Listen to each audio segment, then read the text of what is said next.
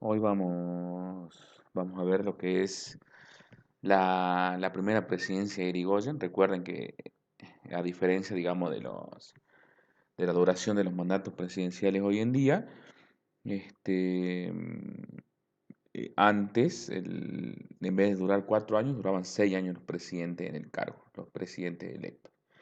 Entonces, nosotros vamos a tener que el radicalismo va a asumir en el poder hacia 1916 y recién, digamos, en otras elecciones, Irigoyen, que va a ser el primer representante de Alfonsín, perdón, de la Unión Cívica Radical, se va a ir por primera vez en 1922, ¿sí? Porque ya va a caducar su mandato, del 16 al 22, 1916 a 1922.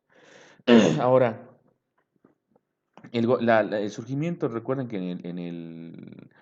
en el video anterior nosotros vimos, digamos, cómo el radicalismo ya surgía desde la Revolución del Parque en 1890 como Unión Cívica, y ahí se divide en la Unión Cívica Radical, que va a asumir el gobierno con Irigoyen en el 16, y en la Unión Cívica Nacional, que va a ser la parte del partido, la parte de la Unión Cívica que va a pactar con el Partido Autonomista Nacional.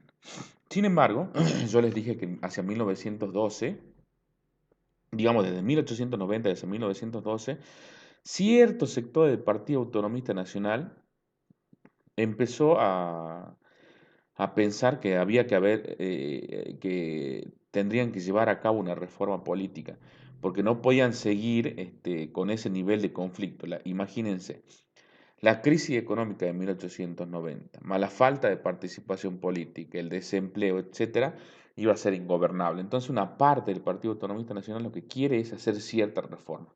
Total, ellos estaban confiados de verdad, chicos, que ganaban las elecciones sí o sí. Todas las elecciones, ¿sí? Independientemente del fraude. Entonces, ¿qué reclamaba el sector político? La participación de otros sectores, como por ejemplo ya en ese entonces la Unión Cívica Radical, y de las demás clases sociales en la política. Para eso necesitaban ganar elecciones y no la podían ganar porque el Partido Autonomista Nacional siempre ganaba las elecciones con fraude, porque el voto no era secreto, no era obligatorio, era cantado, ¿sí? No había una ley que regule todo eso. Entonces, en 1912 se sanciona la famosa Ley Sáenz Peña, ¿sí? Esta ley Sáenz Peña, lo que establece el voto secreto, universal y obligatorio. Recuerden, como yo les decía, universal en realidad no incluye a las mujeres, que recién en la década del 50 van a tener digamos, reconocido el voto, y tampoco, bueno, esa sería la restricción más importante, ¿sí? Pero decía que el voto era secreto, obligatorio, se confeccionaron los padrones, se llevó al ejército para que cuide las urnas, ¿sí? Entonces, digamos, esto surgió de los sectores de inconforme y de parte del Partido Autonomista Nacional que se da cuenta que ya no podían seguir gobernando así. Y esa parte del Partido Autonomista Nacional, digamos, no lo hicieron de buenitos como para que la Unión Cívica Radical llegue al poder, sino que estaban súper confiados en que ellos igual, aunque no utilicen el fraude, iban a ganar las elecciones, es decir, hicieron una mala lectura de lo que estaba pasando. Se sanciona esta ley, ¿sí?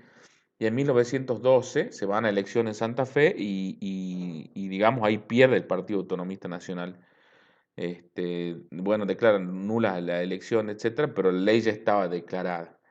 Van a las presidenciales y gana la Unión Cívica Radical con Irigoyen. Y el Partido Autonomista Nacional es despojado del poder.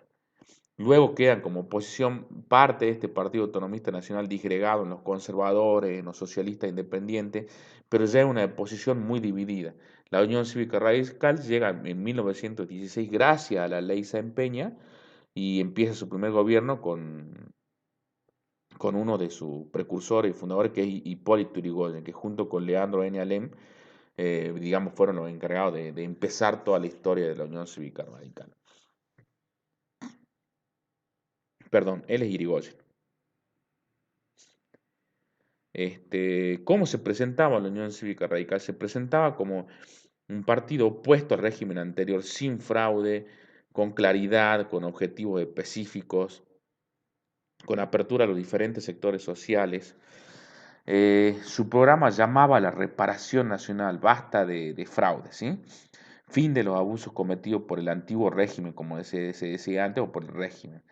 ¿Cuál era su objetivo? Terminar con la corrupción, renovar las costumbres y la clase dirigente, ya no que estén los mismos de siempre, es decir, Julio Argentino Roca, Juárez Selman, digamos, sus amigos, y reorganizar las instituciones políticas de la nación mediante la efectiva aplicación del sufragio libre, es decir, mediante la efectiva aplicación de la ley Saint-Pén. Ese era el programa.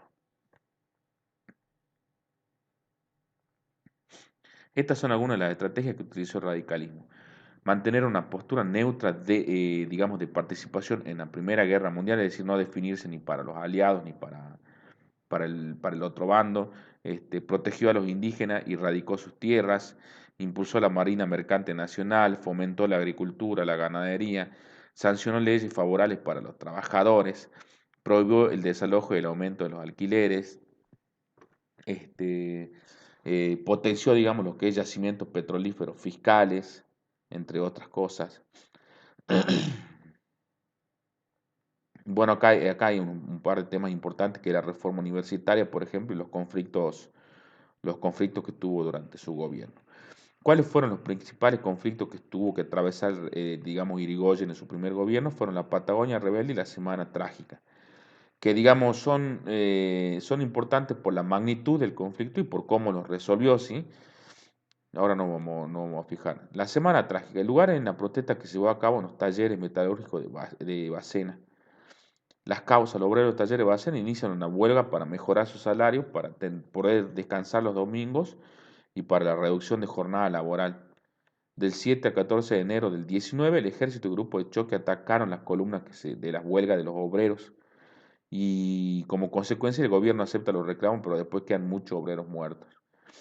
En realidad fue bien trágico, digamos, porque en esa primera huelga los reprimen a todos, matan un par de obreros y, y, digamos, esto no hizo que la gente se calmara, sino que, digamos, llevaron los cajones, digamos, a través de las calles para llevarlo hasta el lugar del velorio, y en eso que lo estaban llevando todos los obreros, los cajones muertos, con gente ya fallecida dentro, la policía volvió a reprimirse, volvió a recrudecer, digamos, el conflicto, y tuvo que intervenir con más personalidad el gobierno y aceptar los reclamos.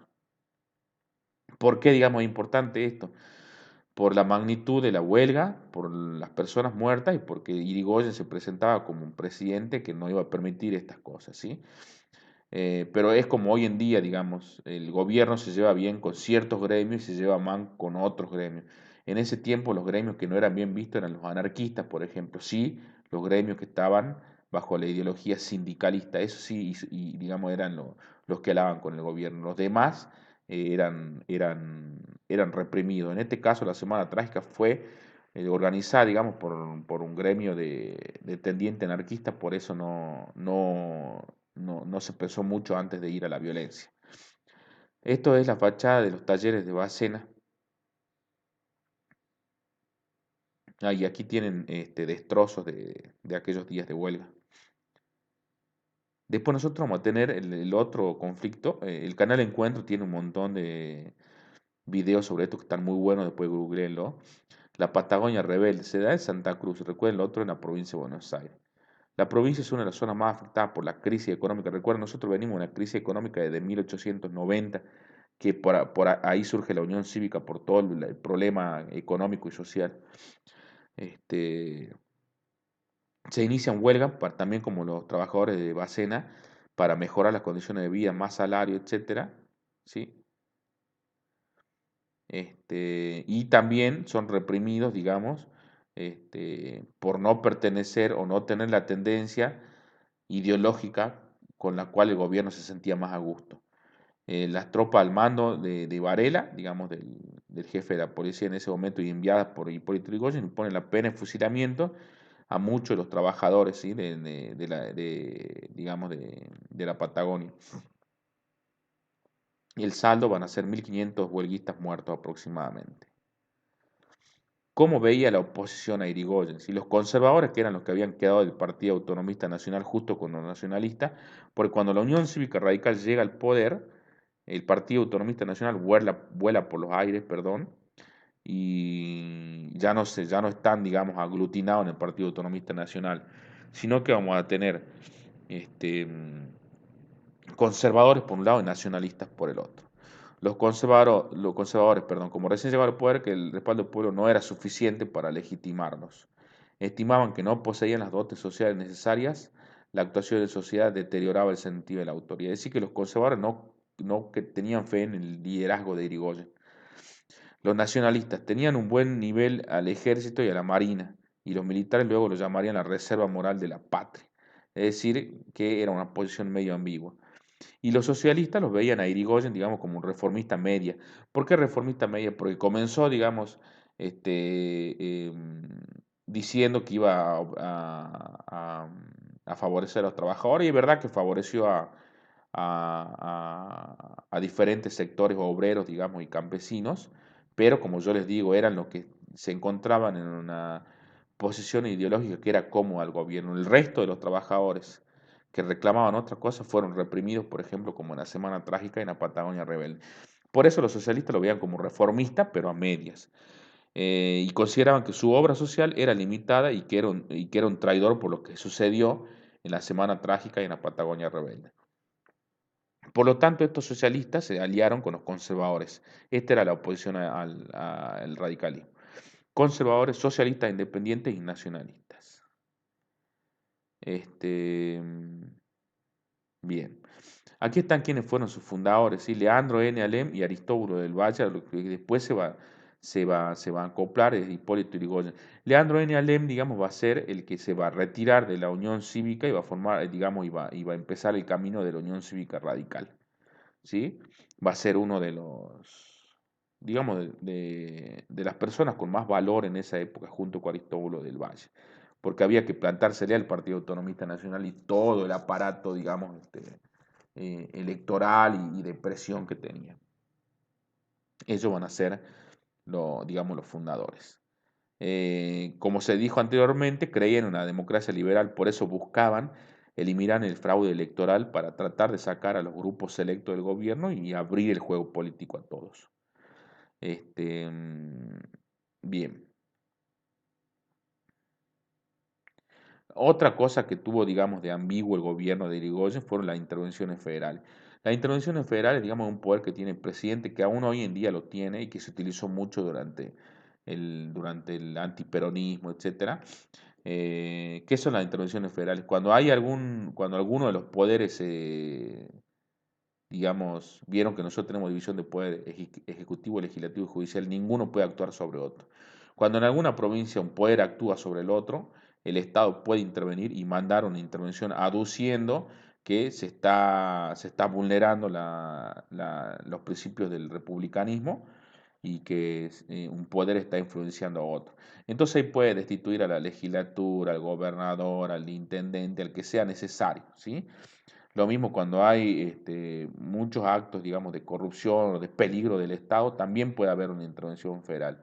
Pero no se recomienda porque eso es ir contra lo que eligió la gente, ¿sí? Ir contra el voto, mal o bien que haya elegido la gente, ir contra una elección popular, ¿sí? Es como un mini golpe en una provincia, etcétera.